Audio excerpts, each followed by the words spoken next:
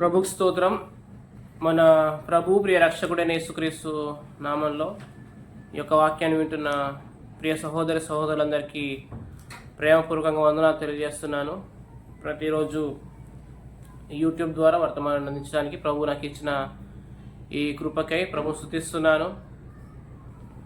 ఈ సమయంలో మరి పరిశుద్ధ గ్రంథం నుంచి లేఖన భాగాలు చదువుకొని మనము వాక్యాన్ని ధ్యానిద్దాం. మన దగ్గర ఉన్న పరిశుద్ధ గ్రంథం నుంచి ఒక వాక్య భాగం చదువుకుందాం. రూతు గ్రంథము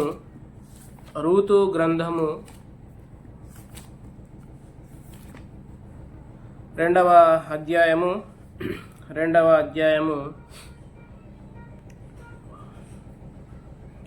వచనం. 2వ అధ్యాయము 20వ వచనం. నయోమి, బ్రతికి ఉన్న వారికి చచ్చిన వారికి ఉపకారము చేయుట మానని ఇతడు యెహోవా చేత ఆశీర్వదించబడునుగాక అని తన కోడలితో అనెను. ప్రార్థన చేద్దామండి. పరిశుద్ధమైన తండ్రి, మీకు వందనాలు, స్తోత్రము చెల్లిస్తున్నాం. మీ కుమారుని హత్తుకునే కృప అనుగ్రహించండి. మీ కుమారుని గూర్చి మాత్రమే పలికించండి. మా మధ్య యేసుక్రీస్తు ప్రభువును సిలువ వేయబడిన అయినట్టుగా ప్రదర్శింపజేయమని ఆయన సంగతులేవి మరుగుపరచకుండా తేటగా మాతో మాట్లాడండి. మీ ఆత్మ సహాయాన్ని అనుగ్రహించండి. యేసుక్రీస్తులో ఉన్న ఆ జీవం పైన మరింత నిరీక్షణ మాకు కలిగించి మీ యొక్క ఆత్మ ద్వారా సంగతులు బోధించమని, విడిచిన వారికి మేలు కలుగునుగా కానీ, ఆశీర్వాదం కలుగునుగా కానీ, వాగ్దానం కలుగునుగా కానీ, ఆదరణ కలుగునుగా కానీ, చెప్తున్న నాకును మీ యొక్క వాక్య సహాయం సమృద్ధిగా కలుగునుగా కానీ, సమస్త మహిమ ఘనత ప్రభావం మీకే ఆరోపిస్తూ యేసుక్రీస్తు ప్రభువు నామంలో ప్రార్థిస్తున్నాం పరమ తండ్రి, ఆమెన్. ప్రియులారా, మనం చదువుకున్న ఈ యొక్క వాక్య భాగాన్ని ధ్యానిస్తూ ముందుకెళ్దాం. 2వ అధ్యాయం 20వ వచనంలో ఏముందంటే, నయోమి అంటుంది, బ్రతికి ఉన్న వారికి చచ్చిన వారికి ఉపకారము చేయుట మానని ఇతడు. ఇక్కడ ఎవరిని గురించి మాట్లాడుతుందంటే, బోయాజుని గురించి నయోమి మాట్లాడుతుంది. ఈ బోయాజు ఎవరంటే నయోమి భర్త ఎలీమెలెకు వంశపు వాడు. 2వ అధ్యాయము 1వ వచనం చూసినట్లయితే, నయోమి పెనిమిటికి బంధువుడు ఒకడు ఉండెను, అతడు చాలా ఆస్తిపరుడు, అతడు ఎలీమెలెకు వంశపు వాడై ఉండెను, అతని పేరు బోయాజు. నయోమి పెనిమిటి బంధువుడు, అలాగే ఎలీమెలెకు వంశపు వాడు, అతని పేరు బోయాజు. అతడు చాలా ఆస్తిపరుడు అని కూడా వ్రాయబడింది. సో అతని గురించి సాక్ష్యమిస్తూ నయోమి అంటుంది, బ్రతికి ఉన్న వారికి చచ్చిన వారికి ఉపకారము చేయుట మానని వాడని నయోమి అంటుంది. ప్రియులారా, గమనించండి, మునుపు ప్రభువుకు మనం దూరస్తులుగా ఉన్నాం. దేవుని ప్రజగా మనం లేము. దేవుని సొత్తైన ప్రజగా మనం లేము. మనం ఎలా ఉన్నామంటే, ఎఫెసీయులకు రాసిన పత్రిక 2వ అధ్యాయము 1వ వచనం. 2వ అధ్యాయం 1వ వచనం. ఎఫెసీ పత్రిక 2వ అధ్యాయం 1వ వచనంలో ఇలా రాయబడి ఉంది, మీ అపరాధముల చేతను పాపముల చేతను మీరు చచ్చిన వారై ఉండగా ఆయన మిమ్మల్ని క్రీస్తుతో కూడా బ్రతికించెను అన్నాడు. యేసుక్రీస్తు ప్రభు, మన పురుషుడు, ఐశ్వర్యవంతుడైన క్రీస్తు మనని ప్రేమించి, మనము చచ్చిన స్థితిలో ఉన్నాం అపరాధముల చేత పాపముల చేత. అలా చచ్చిన స్థితిలో ఉన్న మనల్ని యేసుక్రీస్తుతో కూడా ఆయన బ్రతికించాడు. ఎలాగంటే ఆయన మరణం ద్వారా, ఆయన మరణము వలన మనల్ని బ్రతికించాడు. ఆయన పాపము చేస్తూ ఉన్నప్పుడు పాపానికి దాసులమై ఉన్న మనల్ని విడిపించాడు. యేసుక్రీస్తునందు మనకు విమోచన కలిగించాడు ఆయన. కొలసీ పత్రిక 1:14 ప్రకారం కుమారుని అందే విమోచనం, అనగా మన పాపములకు క్షమాపణ కలిగి ఉన్నది. కాబట్టి మనల్ని మరణాన్ని తప్పించాడు, మనల్ని బ్రతికించాడు. ఆయన యేసుక్రీస్తు కూడా లేపాడు, బ్రతికించాడు. ప్రియులారా, గమనించండి, మనకు బ్రతికించుటలో ఆయన చేసింది ఏంటంటే ఉపకారం. ఎఫెసీ పత్రిక 2వ అధ్యాయము, ఇదే పత్రిక 2వ అధ్యాయంలో 6వ వచనంలో ఇలా ఉంది, క్రీస్తు యేసునందు ఆయన మనకు చేసిన ఉపకారము ద్వారా అన్నాడు. చెప్పండి, ఇప్పుడు ఆయన చేసిన ఉపకారం ఏంటిదంటే మనకు పాపక్షమాపణ కలిగించాడు. కుమారుని అందే పాపక్షమాపణ మనకు దొరికింది. ఇంతకుముందు మనము శరీర సంబంధమైన సాధకాలు చాలా చేస్తాం. దేవుని ఎదుట అంగీకరించబడాలని, దేవుని ఎదుట మెప్పు పొందాలని, దేవుని ఇంప్రెస్ చేయాలని, తద్వారా నీతిమంతుణ్ణి అనిపించుకోవాలని చాలా ప్రయత్నం చేశాం, కానీ అవన్నీ విఫలమయ్యాయి ప్రియులారా. మన క్రియల ద్వారా మనం నీతిమంతులం కాలేం, కానీ యేసుక్రీస్తు చేసిన పుణ్యకార్యం ద్వారానే మనం నీతిమంతులంగా అయ్యాము. రోమపత్రిక 5వ అధ్యాయంలో 19వ వచనంలో ఏముందండి? చాలాసార్లు మనం ఈ వర్షం చదువుకుంటాం. రోమపత్రిక 5వ అధ్యాయము 18వ వచనంలో, అలాగే ఒక్క పుణ్యకార్యము ద్వారా కార్యం వలన కృపాదానము మనుషులకందరికీ జీవప్రదమైన నీతి విధింపబడుటకు కారణమయ్యాను. ఎవరి పుణ్యకార్యం ఇది? యేసుక్రీస్తు ఒక్క పుణ్యకార్యం ద్వారా మన కృపాదానము మనుషులకందరికీ జీవప్రదమైన నీతి, మనం పొందుకున్న నీతి మనం జీవించటకు కారణమైంది. కాబట్టి ఆ మనుషులు చేసిన ఉపకారం ద్వారానే మనని ఆయన బ్రతికించాడు. ఎందుకొరకు బ్రతికించాడంటే ఇక్కడ రాస్తూ అన్నాడు ఎఫెసీ పత్రిక 2వ అధ్యాయం 6వ వచనంలో, ఆయన మనకు చేసిన ఉపకారము ద్వారా అత్యధికమైన తన కృప మహదేశ్వర్యమును రాబో యుగములలో కనపరచు నిమిత్తం అన్నాడు. అంటే మనం రక్షించింది ఎందుకంటే తన కృపా మహదైశ్వర్యాన్ని కనపరచడానికి, తన కృపా మహదైశ్వర్యాన్ని కనపరచడానికి రాబో యుగాల్లో, అంటే రక్షించబడిన తర్వాత మనం జీవిస్తున్న ఆ కాలంలో తను ఎంత కృపగలవాడో, ఆయన గుణాతిశయములు ఎటువంటివో, ఆయన లక్షణములు, ఆయన స్వభావము ఎలాంటిదో ఆయన కనపరచడానికే ఆయన మనని ఇప్పుడు ఎక్కడ కూర్చోబెట్టాడంటే యేసుక్రీస్తుతో పాటు కూర్చుండబెట్టాడు. చూడండి, ఆయన ఉపకారము చేయుట మానట్లేదు. నయోమి ఏమన్నాడు? బ్రతికిన వారికి చచ్చిన వారికి ఆయన ఉపకారము చేయుట మానని అతడు అన్నాడు కదా. ఈ బోయాజు ఎవరికి ముంగుర్తుగా ఉన్నాడంటే, సాదృశ్యంగా ఉన్నాడంటే యేసుక్రీస్తు ప్రభువుకు సాదృశ్యంగా ఉన్నాడు. చూడండి, బోయాజు మిక్కిలి ఆస్తిపరుడు. మన ప్రభువు కూడా కృపచూపుటకు ఐశ్వర్యవంతుడు. ఆయన మాత్రమే కాదు, బోయాజు రూతును విడిపించాడు. మన ప్రభువు కూడా మనల్ని విడిపించాడు. మన కొరకు తన రక్తాన్ని వెలగా చెల్లించాడు. ఆయన రక్తాన్ని చిందించాడు, మనల్ని విమోచించాడు. ఎలా విమోచించాడు? దాసుడు విమోచించబడ్డా కాదు, వెండి బంగారం వంటి ఆ క్షయ వస్తువుల చేత విమోచించబడి మనం అక్షయమైన, నిర్మలమైన, లేకపోతే ఆ అమూల్యమైన రక్తము చేత, పవిత్రమైన రక్తము చేత మనం విమోచించబడ్డాం. ప్రియులారా గమనించండి, ఆయన రక్షించడంలో మన పట్ల ఉపకారం చూపించాడు, తన కృపను కనపరిచాడు. మాత్రమే కాదు, ఇప్పుడు రక్షించబడిన తర్వాత కూడా మన పట్ల ఆయన కృపను మన పట్ల వెల్లడి చేస్తున్నాడు. రోమపత్రిక 10వ అధ్యాయమా చూడండి ఒక మాట. పౌలు గారు రోమీలకు రాసిన పత్రిక 10వ అధ్యాయంలో ఇలా అంటున్నాడు. 10వ అధ్యాయము 12వ వచనం, యూదుడని గ్రీసు దేశస్థుడని భేదము లేదు, ఒక్క ప్రభువే అందరికీ ప్రభు అయి ఉండి తనకు ప్రార్థన చేయి వారందరి ఎడల కృప చూపుటకు ఐశ్వర్యవంతుడు. కృప చూపుటకు ఆయన ఐశ్వర్యవంతుడు. మన పట్ల కృప చూపించాడు. మనం ఎవరమంటే అన్యజనాంగం. రూతు ఎలాగైతే మోయాబు దేశస్థురాలో అన్యజాతి స్త్రీనో మనము కూడా అన్యజనులుగా ఉన్నాం మనం. కానీ ప్రియులారా, ప్రభు మహాకృపను బట్టి ఆయన తన సొంత ప్రజగా చేసుకున్నాడు. పేతురు రాసిన పత్రికలో పేతురు ఇలా రాస్తూ అంటాడు, ఒకప్పుడు ప్రజగా ఉండక ఇప్పుడు దేవుని ప్రజ అయితిరి అంటాడు. యూదులకు అన్యజనులకు మధ్య గోడ ఉంది ఒకటి. ఆ గోడ ఏంటిదంటే ధర్మశాస్త్రం గోడ.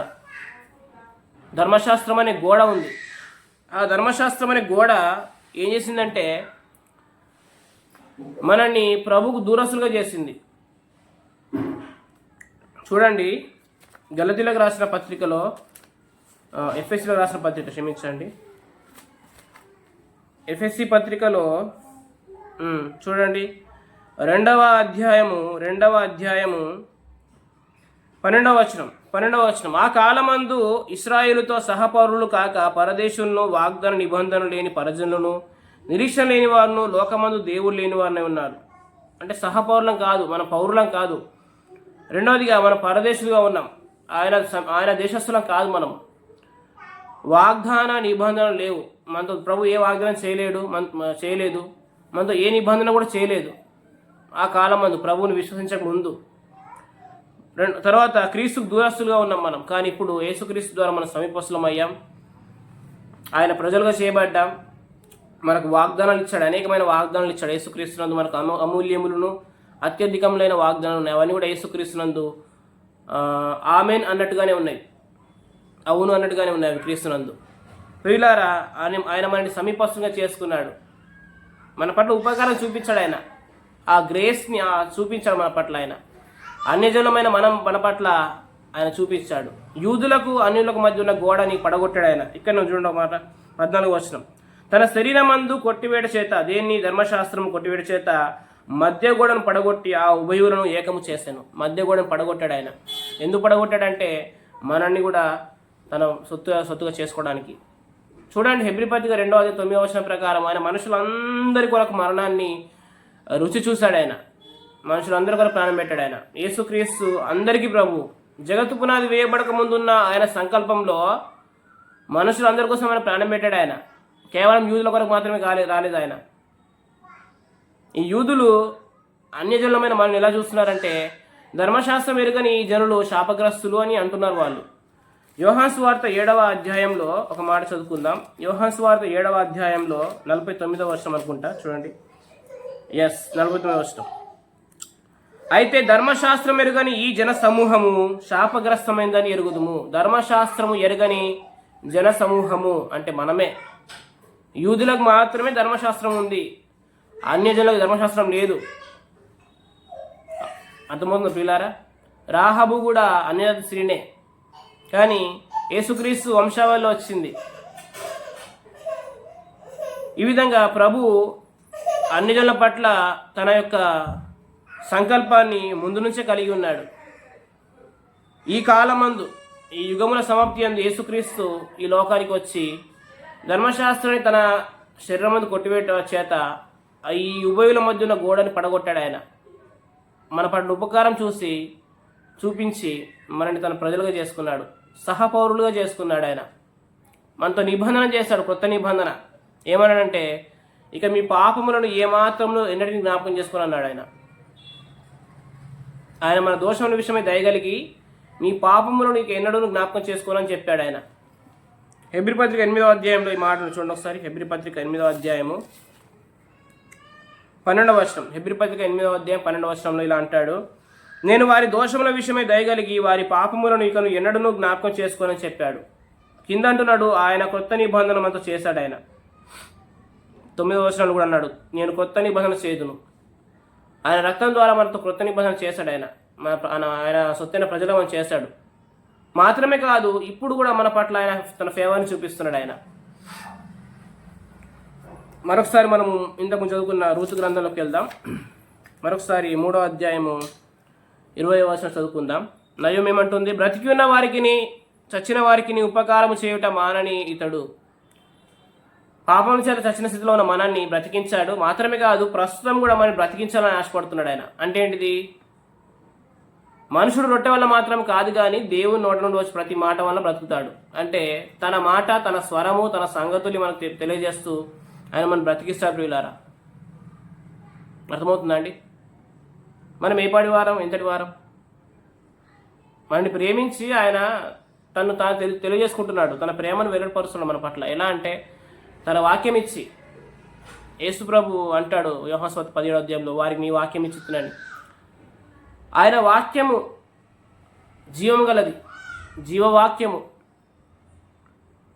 ఆ వాక్యము ద్వారానే ఈరోజు నీవు నేను బ్రతుకుతున్నా.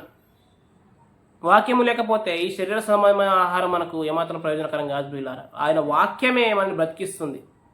ఆయన వాక్యమే మనల్ని ఆదరిస్తుంది, సంతోషపరుస్తుంది. ఎన్ని సమస్యలు ఉన్నప్పటికీ, ఎన్ని కష్టాలు ఉన్నప్పటికీ ఆయన వాక్యము మనని ఆదరిస్తుంది ప్రియులారా. ఒక్కోసారి గ్రంథం తెరవబడినప్పుడు, సంగతులు విత్తబడుతున్నప్పుడు, ప్రభు అవి ఏపాటి వారం ప్రభు ఇంతగా మమ్మల్ని ప్రేమించి మాకు సంగతులు అప్పగిస్తున్నావు అని పరిశుద్ధాత్మలో ఆనందం కలుగుతుందండి ప్రియులారా. గమనించండి. ప్రభువు కూడా ఒక మాట చదువుకుందాం. లూకాసు వార్త 10వ అధ్యాయము, లూకాసు వార్త 10వ అధ్యాయం 21వ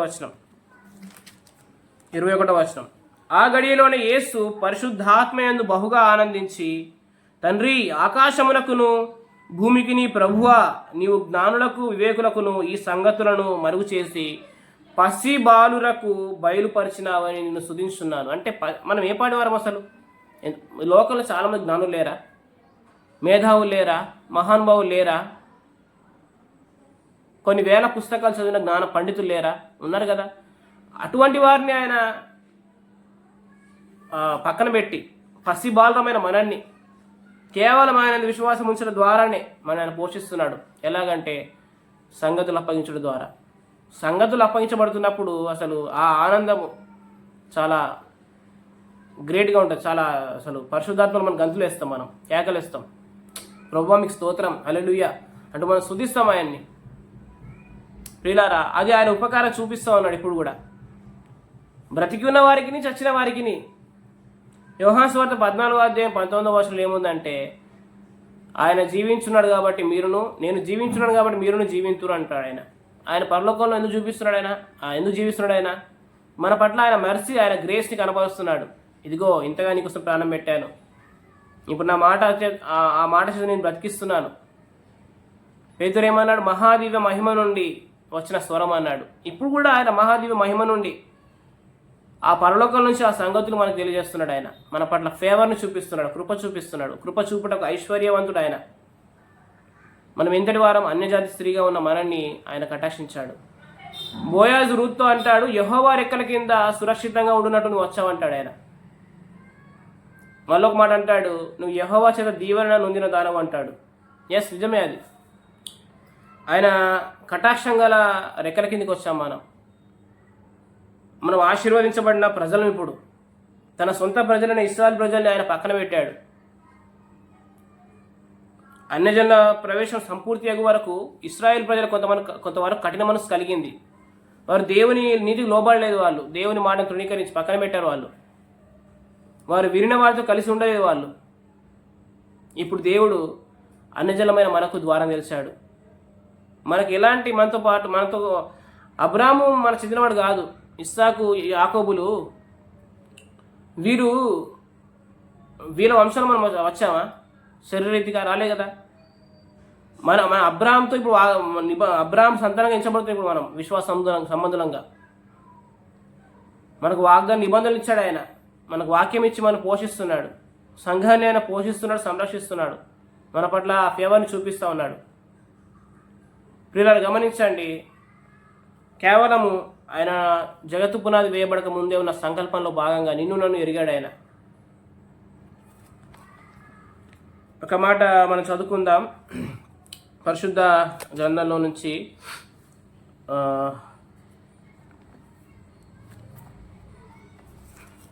యోహాను సువార్త 4వ అధ్యాయము, లేకపోతే ఇక్కడనే చూసుకుందాం. ఋతు గ్రంథము 2వ అధ్యాయంలో ఒక మాట చూసుకొని ముందుకెళ్దాం. 1వ అధ్యాయము 22వ వచనం. అట్లు నయోమియు ఆమెతో కూడా మోయాబీయురాలైన రూతు అను ఆమె కోడలును మోయాబు దేశం నుండి తిరిగి వచ్చిరి. వారిద్దరు యవల కోత ఆరంభంలో బెత్లెహేముకు చేరిరి. చూడండి, కోత ఆరంభంలో వాళ్ళు వచ్చారు. ఎక్కడికి వచ్చారు? బెత్లెహేము, రొట్టెలింటికి వచ్చారు వాళ్ళు. కోత ఆరంభంలో ప్రభువైన యేసుక్రీస్తు మన కొరకు సిలువలో విత్తబడ్డాడు. ఆయన విత్తబడ్డాడు. ఆ పంటను మనం కోసుకుంటున్నప్పుడు ఆయన ఆనందిస్తున్నాడు. మనం వచ్చింది కూడా ఇప్పుడు ఈ సంఘకాలం ఏ కాలం అంటే కోతకాలం అని వర్ణించబడింది బైబిల్లో. కోతకాలం, మనం కోసుకునే కాలం, మనం కష్టపడే కాలం కాదు ఇది. మనము ప్రభువు చేసిన దాన్ని జ్ఞాపకం చేసుకుంటూ ప్రభు ద్వారా మేలు పొందుకునే కాలం ఇది. ప్రభు మన కొరకు విత్తబడ్డాడు. మనం ఏం చేయాలంటే దాన్ని కోసుకోవాలి. యోహాను సువార్త 4వ అధ్యాయంలో ఒక మాట చదువుకుందాం, ముందుకెళ్దాం. 4వ అధ్యాయము 35వ వచనం, ఇంకా 4 నెలలైన తర్వాత కోతకాలం వచ్చునని మీరు చెప్పుదురు కదా, ఇదిగో మీ కనులెత్తి పొలమును చూడండి, అవి ఇప్పుడే తెల్లబారి కోతకు వచ్చినవి. ఇప్పుడే అది ఇదే సంఘకాలం, ఇదే కోతకాలం, మనం కోసుకునే కాలం ప్రియులారా. ఆయన సంగతులు మనకు అప్పగించే కాలం ఇదే. ఆయన తను బయలుపరుచుకునే కాలం ఇదే. తన ప్రేమను వెల్లడిపరుస్తున్న కాలం ఇదే. ఇంకను ఆ ప్రేమకు పొడవు, వెడల్పు, లోతు, ఎత్తు ఎంతో తెలుసుకునే కాలం ఇదే. తన్ను గూర్చిన జ్ఞానాన్ని సంపాదించుకునే కాలం ఇదే. మన పురుషుని గురించి మనం కలిగి ఉండవలసిన జ్ఞానాన్ని సంపాదించుకునే కాలం ఇదే. మన పురుషుణ్ణి ఎంతగా ఎరిగితే అంతగా మనం అలంకరించబడతాం, అంతగా మనం తృప్తి పొందుతాం ప్రియులారా. రూతు బోయాజు పొలంలోకి వచ్చింది, ఆమె తిన్నది, తృప్తి పొందింది, మిగిలాయి కూడా ఆ యవలు, ఆ పేలాలు. ప్రియులారా గమనించండి, ఈ అనుభవంలో ప్రభు మనం నడిపిస్తున్నాడు. ఒకవేళ ఆ కోతకాలంలో మనం వచ్చాము, ఆ కోత కోసుకున్నట్లయితే మన యజమానుడైన ప్రభు కూడా ఆనందిస్తాడు ప్రియులారా. చూడండి, ఇక్కడ నా మాటను చూడండి ఒకసారి. 36వ వచనం, విత్తువాడు కోయివాడును కూడా సంతోషించినట్టు కోస్తున్నప్పుడు నీకు లబ్ధి పొందుతున్నావు. విత్తింది మన కొరకే కాబట్టి నువ్వు కోసుకుంటే ఆ సంగతులు మీరు పొందుకుంటే ఆ ప్రభు కూడా ఆనందమే. ఆయన ఎందుకొరకు మరణించాడో, ఎందుకొరకు చనిపోయాడో దాన్ని ఎరిగితే ఆయన మనకు తను బయలుపరుచుకుంటాడు. అలా ఆయనకు ఆనందమే, ఆ సంగతులు మనం పొందుకుంటే మనకు క్షేమవృద్ధి కలుగుతుంది. కాబట్టి విత్తువాడు కోయివాడు ఇద్దరు సంతోషిస్తారు అప్పుడు. అందుకొరకే ఆయన అక్కడ జీవిస్తున్నాడు, మనకు తన వాక్యం ఇచ్చి ఆదరిస్తున్నాడు మనలో ఉన్న పరిశుద్ధాత్మ ద్వారా తెలియజేస్తున్నాడు సంగతులు. ఏది మరుగుపరచట్లేదు ఆయన సంఘాన్ని ప్రేమించే సంగతులు అప్పగిస్తాడు. ఫిలదెల్ఫియా సంఘాన్ని ప్రేమిస్తున్నాడు కాబట్టే తను ఆయన బయలుపరుచుకుంటున్నాడు. ప్రత్యక్షత కలిగిన సంఘం అది. సంగతులు రివీల్ అవుతున్నాయి. యుగాల్లో తరాల్లో మరుగై ఉన్న మర్మము, దేవుని జ్ఞానము ఇప్పుడు ఈ సంఘకాలంలో రివీల్ అవుతుంది. ప్రధానులు, దూతలు వాళ్ళందరూ నేర్చుకుంటున్నారు. దేవదూతలు ఎప్పుడైతే సంగతులు మనకు విప్పబడుతున్నాయో ఆ సంగతుల్లోకి మనల్ని ప్రవేశపెట్టాలని వాళ్ళు తొంగి చూడకూర్చున్నారు. వాళ్ళు మనకు పరిచయం చేయాలని తొంగి చూడకూర్చున్న వాళ్ళు. ఇంత గొప్ప ధన్యత ప్రభు మనకు ఇచ్చాడు. ప్రియులారా గమనించండి, మనము విత్తబడుతున్న దాన్ని మనం కోసుకున్నట్లయితే ఆయన సంతోషం ప్రియులారా. సంఘకాలాన్ని కోతకాలం అంటారు, రక్షణ దినం అంటారు. ఇక్కడ ఏమందంటే ఇప్పుడే తెల్లబారి కోతకు వచ్చినది, ఇదే రక్షణ దినం. ఈ మిక్కిలి అనుకున్న సమయంలోనే మనము ఆయన ద్వారా వచ్చే ప్రతి మేలు మనం పొందుకోవాలి ప్రియులారా. అర్థమవుతుందండి? అయితే ఈ మేలు ఎలా పొందుకుంటాం, ఆ ఉపకారములు, ఆ ఫేవర్ని మనము ఎలా అనుభవిస్తాం అనే విషయాన్ని ఇక్కడ చూసుకుందాం. నయోమి అంటుంది ఇక్కడ రూతు గ్రంథం 2వ అధ్యాయంలో 22వ వచనంలో ఏమంటుందంటే, అప్పుడు నయోమి తన కోడలైన రూతుతో, నా కుమారి అతని పనికత్తెలతో కూడానే బయలుదేరుచు, వేరొక చేనిలోని వారికి నీవు కనబడకపోవుట మంచిది. వేరొక చేనిలోనికి పోవు వారికి నువ్వు కనబడకుండా మంచిది. ఎందుకు? ఈ బోయాజు పొలంలోనే మనకు సమృద్ధైన ఆహారం ఉంది. ఇక్కడ చూడండి ఒకసారి 2వ అధ్యాయం 15వ వచనంలో, ఆమె తిన్నది, తృప్తి పొందింది, కొన్ని మిగిలిసింది. అంటే ఆమెకు ఆహార సమృద్ధి ఉంది, ఆమె సాటిస్ఫై అవుతుంది, మాత్రమే కాదు మిగులు చూస్తుంది.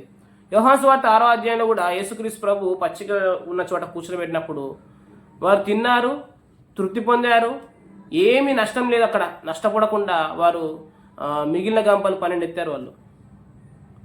ఈ ప్రభు మనతో మాట్లాడుతున్న ఆ సహవాసం ఏదైతే ఉందో, ప్రభు సంగతులు అప్పగిస్తున్న సహవాసం ఏదైతే ఉందో, ప్రభు చేత ఆత్మచేత వాడబడుతున్న సేవకుడు ఉన్న సహవాసంలో సంగతులు విప్పబడతాయి. ఈ కోతకాలంలో ఉన్నటువంటి ఫలములు మనం కోసుకుంటాం. ఆ పొలంలోనే మనం ఉండాలి. అందుకేమంటుంది నయోమి, వేరొక చేనులోని వారికి నువ్వు కనబడుతుంటుంది, వేరొక చేనులోని వారికి నువ్వు కనబడకూడదు అంటుంది. ఇక్కడ ఋతు గ్రంథం 2వ అధ్యాయంలో కూడా బోయాజు ఏమన్నాడు 8వ వచనంలో, అప్పుడు బోయాజు రూతుతో, నా కుమారి నా మాట వినుము, నా కుమారి నా మాట వినుము, వేరొక పొలంలో ఏరుకొనటకు పోవద్దు అంటున్నాడు. దీనిని విడిచిపోవద్దు, ఇచ్చట నా పనికత్తెల యొద్ద నిలకడగా ఉండము, వారు కోయు చేను కనిపెట్టి వారిని వెంబడించము. సో ఎవరైతే కోస్తా ఉన్నారో, పంట కోస్తా ఉన్నారో, మనకు మాదిరిగా ఉన్నవారు, సంగతులు పొందుకుంటున్నవారు, వాక్యాన్ని వింటున్నవారు, వాక్యాన్ని ఎవరు వేసుకుంటున్నవారు, వాక్యాన్ని బట్టి ఆనందించేవారు, వాక్యాన్ని బట్టి సంతోషించేవారు, మనకు మాదిరిగా ఉన్న మన పెద్దలు కానీ, మన సహోదరులు చిన్న కానీ పెద్ద ఎవరైనా కానీ సంగతులు పట్ల శ్రద్ధ కలిగి ఉన్నవారు, సంగతులు వినాలని ఆశ కలిగి ఉన్నవారు, వారిని మనం వెంబడించాలి ప్రియులారా. అయితే ఎక్కడైతే యేసుక్రీస్తు కేంద్రంగా చేసుకొని పరిచయం జరుగుతుందో అక్కడ మాత్రమే సంగతులు విత్తబడతాయి. ప్రియులారా గమనించండి, యేసుక్రీస్తులోనే మనకు స్వాస్థ్యం ఉంది. ఇది ఎవరి పొలం? బోయాజు పొలం. బోయాజు పొలంలోనే సమృద్ధి ఉంది. యేసుక్రీస్తు కూడా ఆయనలోనే మన సర్వ సంపూర్ణత నివసిస్తుంది. ఆయన మన సమృద్ధి ఆహారం పెడతాడు. 3 రోజులు తనతో ఉన్నవారు, తను వెంబడిస్తున్న వారు తినకుండా ఉండడం చూసి వారు మార్గంలో మూర్ఛిల్లకుడినట్లు ప్రభు వారికి ఆహారం పెట్టాడు. మనకు ఆహారం పెట్టలేడు ఆయన, ఖచ్చితంగా పెడతాడు ఆయన. ఎఫెసీ పత్రిక 5వ అధ్యాయంలో ఇలా ఉంటుంది, ఆయన సంఘమును పోషించి సంరక్షిస్తున్నాడు. మనం పోషించగలవాడు ఆయన. మనకు సంగతులు అప్పగించడం ద్వారానే ఆయన పోషిస్తాడు. ప్రియులారా గమనించండి, ప్రభు మన పట్ల ఎంత కృపగలవాడో ఆ కృపను మనం తరచుగా వినాలి. ఆయన దయగల మాటలు, ఆయన కృపగల మాటలు, సమాధానకరమైన సంగతులు మనం తరచుగా వినాలి. హెబ్రీ పత్రిక 6వ అధ్యాయం ఏముందంటే తరచుగా కురి వర్షాన్ని త్రాగాలి అని ఉంది. తరచుగా కురి వర్షాన్ని త్రాగాలి. ఒకసారి ఆ మాట చదువుకుని ముందుకు వెళ్దాం. హెబ్రీ పత్రిక 6వ అధ్యాయంలో ఆ మాట చదువుకుందామండి. చూడండి ఒకసారి హెబ్రీ పత్రిక 6వ అధ్యాయంలో ఏముంది.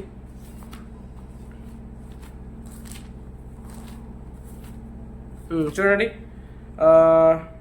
7వ వచనం. ఎట్లనగా భూమి తన మీద తరచుగా కురి వర్షము త్రాగి ఎవరి కొరకు వ్యవసాయం చేయబడునో వారికి అనుకూలమైన పైరులను ఫలిస్తుంది, దేవుని ఆశీర్వచనం పొందును.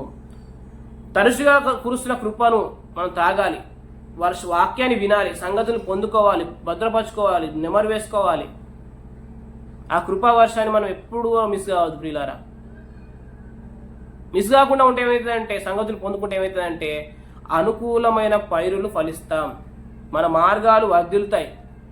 సమస్యల గుండా వెళ్ళే అవసరం లేదు, మనకు శ్రమల పాలు అయ్యే అవసరం లేదు.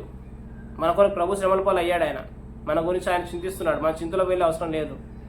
ఎప్పుడైతే మన జీవితంలో ముళ్ళ తుప్పలు గచ్చతీగలు మొలుస్తాయో అప్పుడే మన జీవితం కఠినంగా ఉంటుంది, బతుకు భారంగా ఉంటుంది. కాబట్టి మన లైఫ్లో ముళ్ళ తీగలు, గచ్చ పొదలు, ముళ్ళ తుప్పలు, గచ్చతీగలు మొలవకూడదు ప్రియులారా. అవి సారం లేని చోట ఉంటాయి, అవి ఎడారుల్లో ఉంటాయి. అవి మన జీవితం ఎడారి వంటిదా? కాదు కదా. మన లోపలనే జీవజల నదులు ఉన్నాయి. ఆ నదుని కదిలిస్తే మనము అద్భుతంగా జీవించవచ్చు. ప్రభుని గురించి సంగతులు మనకు తెలుస్తాయి. ఆ ఆత్మ ప్రభు మనకు నేర్పిస్తాడు. ప్రభు స్వరాన్ని మన ఇద్దరు తీసుకొస్తాడు, నేర్పిస్తాడు. కాబట్టి తరచుగా కూర్చున్న వర్షాన్ని మనం తాగాలి.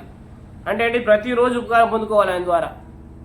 ఈ రోజు ఉపకారం పొందుకోవాలి, ఈ నెక్స్ట్ మినిట్లో పొందుకోవాలి. ప్రభు ఏం మాట్లాడతాడు, ప్రభు నాతో ఏం సంగతి బయలుపరుస్తాడు, ప్రభు నా పట్ల కలిగిన ఉద్దేశం ఏంటిది తెలియజెప్పి ప్రభు అని మనం నిరీక్షించినట్లయితే ఆయన బయలుపరుస్తాడు. ప్రియులారా గమనించండి, రూతు గ్రంథంలో వాళ్ళు యవలకోత ఆరంభంలో వచ్చారు. ఎప్పుడు వచ్చారు? యవలకోత ఆరంభంలో వచ్చాడు. అయితే బోయాజు భర్త ఏమన్నాడు? 2వ అధ్యాయం 23వ వచనంలో, కాబట్టి యవల కోతయు గోధుమల కోతయు ముగియు వరకు ఆమె ఏరుకొనొచ్చు బోయాజు పనికత్తెల వద్ద నిలకడగా ఉండి తన అత్త ఇంట నివసించెను. చూడండి, కోత ఆరంభం నుంచి కోత ముగి వరకు ఆమె పొలంలోనే ఉంది.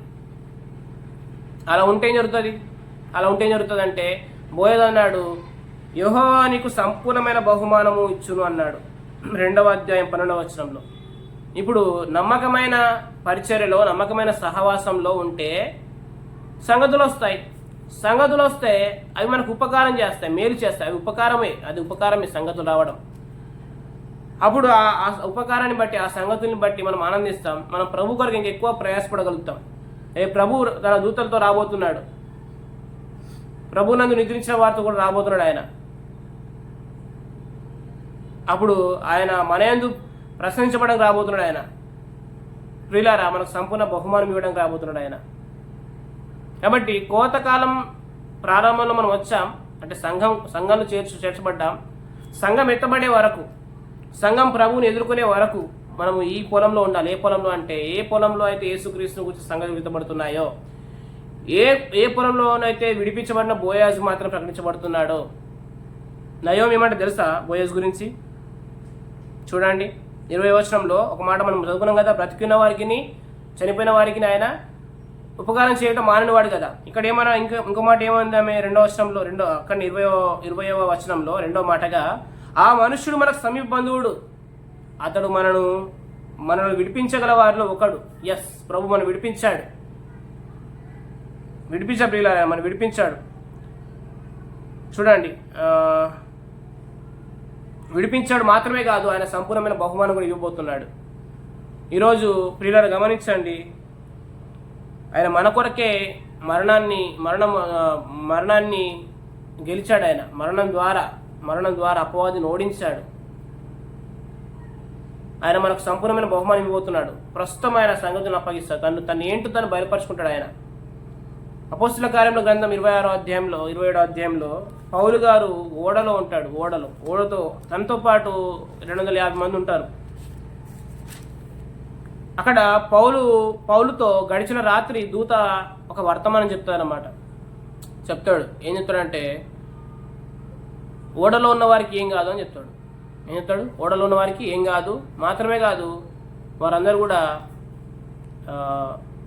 నా ప్రజలు అవుతారు, అంటే నన్ను విశ్వసిస్తారు, వారందరికీ అప్పచెప్తున్నాను అంటాడు. చూడండి ఒక మాట, అపోస్తుల కార్యముల గ్రంథం 27వ అధ్యాయంలో 22-23 వచనాలు. ఇప్పుడైనా ధైర్యం తెచ్చుకుంటానని మిమ్మల్ని వేడుకొనిచున్నాను. ఓడకే గాని మీలో ఎవరి ప్రాణమునకును హాని కలగదు. నేను ఎవడి వాననో ఎవరిని సేవించున్నానో ఆ దేవుని దూత గడిచిన రాత్రి నా యొద్ద నిలిచి, పౌలా భయపడకుము, నీవు కైసరు ఎదుట నిలవబడవలసి ఉన్నది. ఎస్, అంటే వర్తమానం కలిగిన ఆ నమ్మకమైన పరిచారకుడు, సేవకుడు ఆ ఓడలో ఉన్నాడు. బోయాజు పొలంలో రూతుంది, ఈ ఓడలో ఈ ప్రజలు ఉన్నారు ఇక్కడ. కాబట్టి 34వ వచనంలో, ఒక వెంట్రుక అయినా నశింపదు, ఆహారం పుచ్చుకోండి. కాబట్టి మనకి ఏ హాని కలగదు ప్రియులారా. ఎందుకంటే ప్రభు తను బయలుపరుచుకుంటున్నాడు, తన ప్రేమను వెలువరుస్తున్నాడు. మన మార్గము ఏ మార్గంలో వెళ్ళాలో, ఎవరిని వెంబడించాలో అది మనకు చెప్తా ఉన్నాడు ఆయన. కాబట్టి ప్రభు మనకు ధారాళంగా దయచేస్తాడు. ఈ పొలంలోని సమృద్ధి అయిన ఆహారం ఉంది, మాత్రమే కాదు మన వెంట్రుక కూడా ఏం కాదు, ఏ హాని కూడా కలగదు. ఎందుకంటే సంగతులు ఇచ్చిన వాడు ఆ సంగతి నెరవేరే వరకు ఆయన మనని భద్రపరుస్తాడు పిల్లారా, మనల్ని జాగ్రత్తపరుస్తాడు. హల్లెలూయా, ఆమేన్. ఇక్కడ ఓడలో ప్రయాణం చేస్తున్నారు, కానీ ఆ వర్తమానం ఇచ్చాడు కాబట్టి, ఆ వర్తమానం నెరవేరాలి కాబట్టి అక్కడ వాళ్ళకి ఏ ప్రమాదం జరగలేదు. ఆయనకే కాదు, పౌలు గారికే కాదు, పౌలుతో ఉన్న వారికి కూడా ఏం కాలేదు. ఓడకే కానీ మీలో ఎవరి ప్రాణమునకు హాని కలగదు అన్నాడు. హల్లెలూయా, స్తోత్రం. కాబట్టి ప్రియులారా, ఈ పొలంలో ఉంటేనే మనకు క్షేమం. ఒక మాట చెప్తాను నేను ఫైనల్గా, జ్ఞాపకం ఉంచుకోండి. యవల కోత ఆరంభంలో వాళ్ళు వచ్చారు, కోత ముగి వరకు రూతు పనికత్తెల దగ్గర నమ్మకంగా ఉంది. కోత ముగి వరకు అంటే ఏంటిది? ఈ యవల కోత ఆరంభం నుంచి యవల కోత గోధుమల కోత యవల కోత ముగి వరకు ఆమె పనికత్తెలు నమ్మకంగా వెంబడించింది. చేను కోయి వారిని కనిపెట్టింది ఆమె. ఫైనల్గా ఏం జరిగిందంటే 6 కొరల యవల్ని పొందుకుంది ఆమె. చూడండి ఒకసారి, రూతు గ్రంథము బోయజ్ ఏం చేశాడు? 3వ అధ్యాయము 17వ వచనం, నీ వట్టి చేతులతో నీ అత్త ఇంటికి పోవద్దు అని చెప్పి అతడు ఈ 6 కొరల యవలను నాకు ఇచ్చాను. ఎస్, అత్త ఇంటికి వట్టి చేతులు పోవద్దు. ప్రభు మనకు ఒక బాధ్యత అప్పగించాడు సంఘంలో. ఆ సంఘంలో మనకి ఇచ్చిన బాధ్యత, మన పట్ల కలిగి ఉన్న ఉద్దేశం నెరవేర్చాలి. ప్రభువుని తెలుసుకుంటూ, ప్రభు నాకు తెలియపరచు, ఇంకెలా ప్రయాసపడాలి, ఇంకెలా కష్టపడాలి, నీ మాట నాకు తెలియజేయ ప్రభువా, నీవేమై ఉన్నావో ఇంకా కనపరచమని ఆయన అడుగుతూ, ఆయన ఇచ్చిన ఆ బాధ్యత నెరవేర్చినట్లయితే మనకు సంపూర్ణమైన బహుమానం ఇస్తాడు. ఆయన వట్టి చేతులతో పంపించడానికి క్రీస్తు న్యాయపీఠం దగ్గర మనం వెళ్ళేటప్పుడు ఆయన అడుగుతాడు, నువ్వు నా కోసం ఏం తెచ్చావని. దేహంతో జరిగించిన వాటి ఫలమును ఆయన లెక్కిస్తాడు. ఆయన అది మంచిదే కానీ చెడ్డదే కానీ. మన ప్రభువు కూడా ఆయన సన్నిధికి వచ్చినప్పుడు వట్టి చేతులు పంపడు, ఆయన ఒడులు నింపుతాడు. ఆయన అర్థమవుతుందా అండి? ఆయన ఒడులు నింపుతాడు.